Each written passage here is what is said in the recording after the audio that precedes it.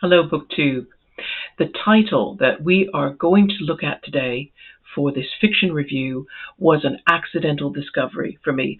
I did not look for it. I wouldn't have known where to look for it, to be honest. It's a book that's older than it seems, and it was having an impact even while it was building its reputation away from the public eye. And it has come to be regarded as the seminal literary work in an emerging 21st century British creative culture.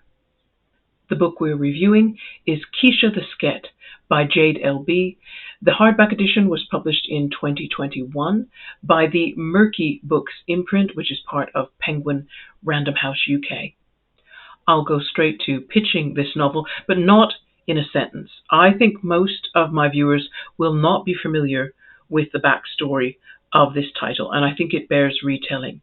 Keisha the Sket is a story that grew its own audience without author promotion, without mass media hype, without marketing consultants.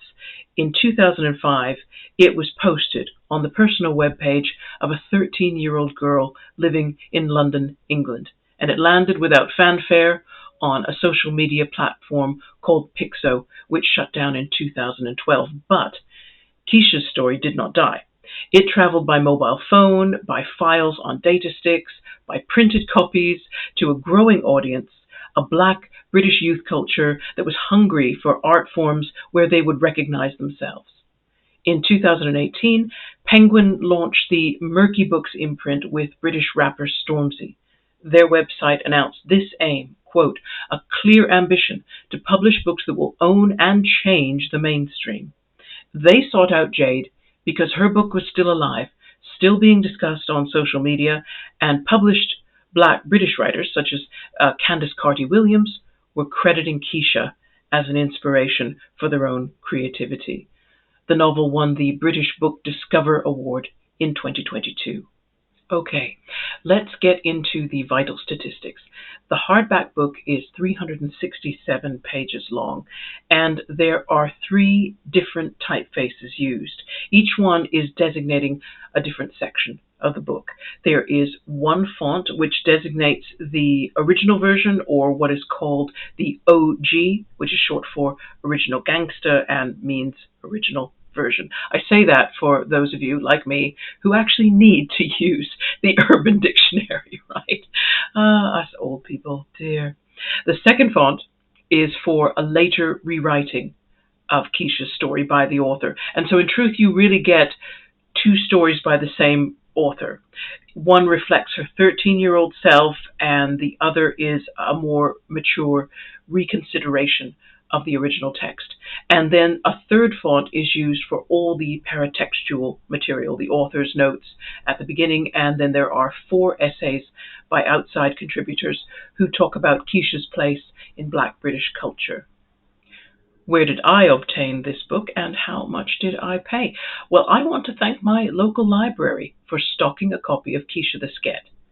It's possible that I might have found this book at my closest branch of Waterstones, but knowing how bookstores operate, I could have seen Keisha being put together in a display with other Black, British, and or American authors, and therefore, in all that mix-up, it would have been a lottery whether I picked Keisha or something else, and I think Keisha is seminal. I will say more about that later. But regarding my local library, they do seem to cater for a female readership that apparently prefer understated covers with pretty writing. You know, maybe that's to put in all these white bookcases that I see on BookTube. I don't know. In my library, therefore, Keisha stood out with all those bright splashes of color and that bold black font without any flourishes or florals. It looked energetic. It looked fresh.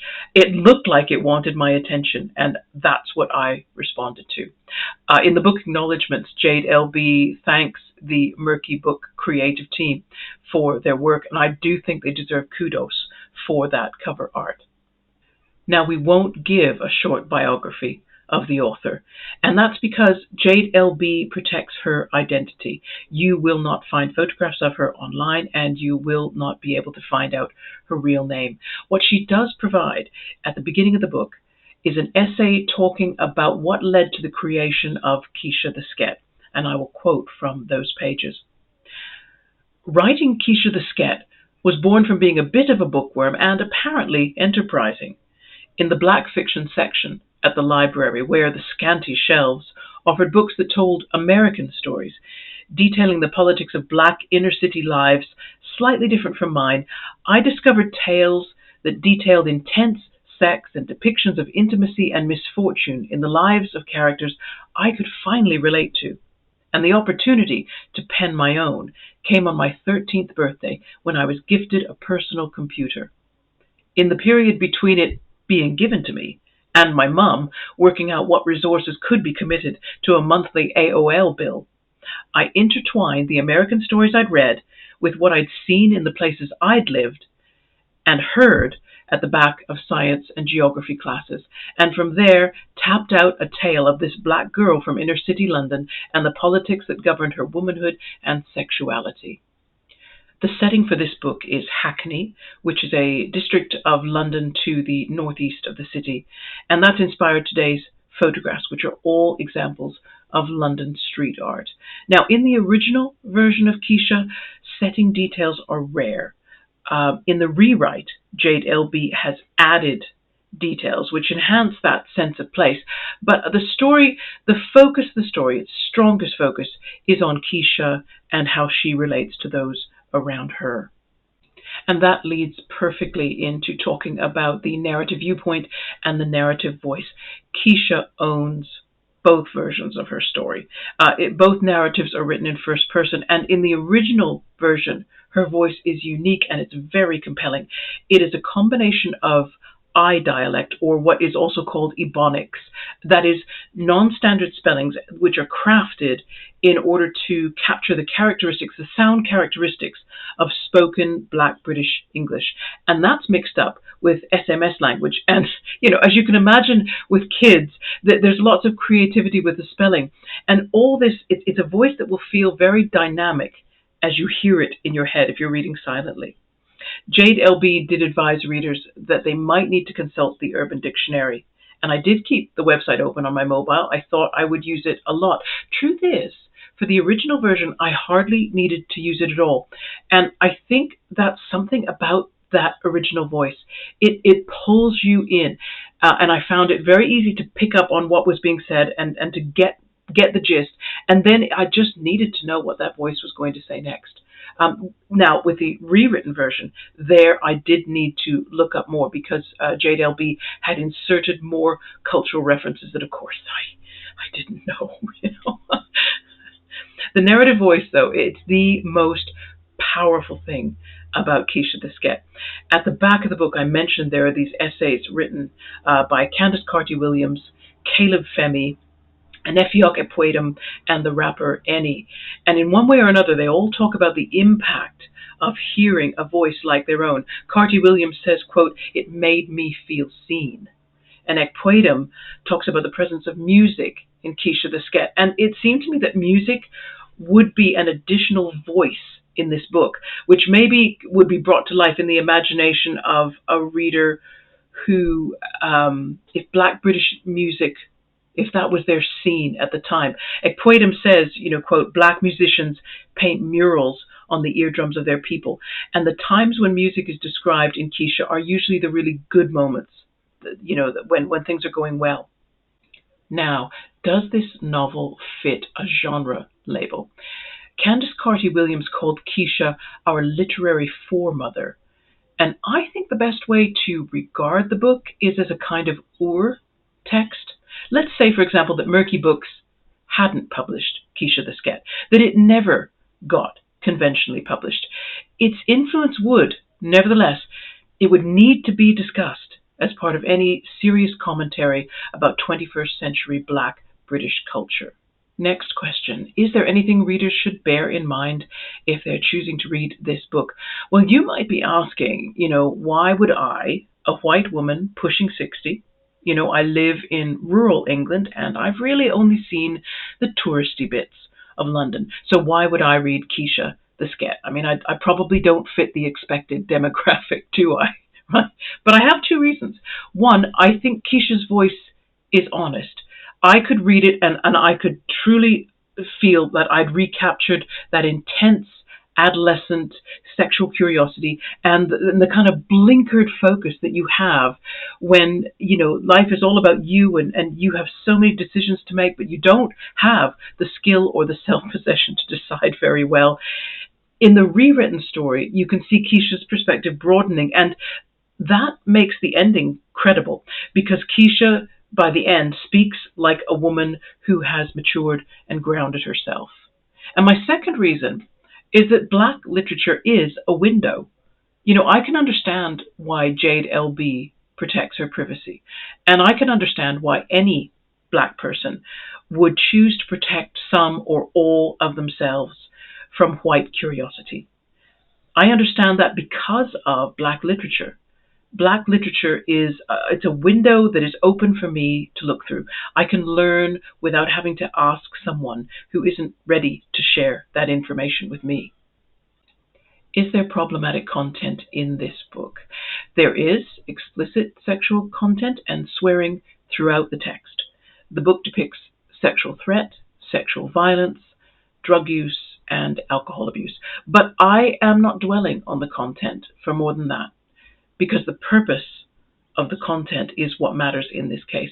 It's important to bear in mind the author's comments that we quoted at the beginning, that they tell us that Keisha is a fictional construct, right? She's a character whose life events were compiled from a random assortment of real life events that happened to many, many different Black young women. Keisha grew her own audience because she gave a representation of Black British youth culture broadly, Black female experience broadly. Keisha is a display of all the contributing influences and strengths and pressures, and that was how the writers of the 4 essays at the back of the book responded to the story, and how Jade LB eventually came to recognize the story, because I think it's important to say that Jade herself had problems with Keisha's problematic content. For many years, she was ashamed of what she'd written, ashamed and concerned that Keisha's behavior would be regarded as some reflection on her. And I get that concern because this is a long-standing problem. Whenever a woman creates a female character who acts on her sexual desires, they, the authors, get held accountable for the characters as if women only write autobiographical material. But also the female character gets subjected to the sexual double standard, which will allow and excuse male heterosexual desire, however it expresses itself and whatever mistakes it makes. But it won't extend the same acceptance to female desire. The fact that Keisha is Black just intensifies that double standard. And so I think the book is important because that double standard gets called out. It gets called out in the title. The word Sket means slut, and Sket is a label. It's a judgment passed on women only. The men who sleep with her, who abuse her, they don't get labeled. And now we come to that last bit, the suggestions for follow-up reading. Jade LB has given interviews to Rolling Stone magazine, to Vogue, to the bookseller, to the Guardian newspaper here in the UK. But in the description box, I've included a link to the YouTube interview that she gave the journalist Pamela Haynes, because I just think it's cool, since we don't get to see her face or know anything more about her. It is lovely to hear the author's voice. And if you have not read any or much Black literature and you want broader context so you can decide how to tackle the subject, also check out the other link in the description box, which is the British Library's Black Literature Timeline and other resources. The timeline was designed as a resource for schools, but if your schooling, like mine, didn't cover Black literature, then this is a place to learn the writers and when and what they wrote. It's the basis for a good focused reading list. And that is another review done. Now, looking ahead, there's going to be another Middlemarch Meditations video in a few days. Look out for that. Oh, and by the way, I have not forgotten my promise. If you've been waiting, I did say I was going to look at Virginia Woolf's short story titled Monday or Tuesday. That's going to happen. Our next nonfiction review, well, that's going to be My Way, because, of course, this channel, we do everything my way. My way of responding to the June on the Range reading challenge. So lots and lots of material to come. Look forward to seeing you all again soon. Thanks for joining me today. Bye-bye.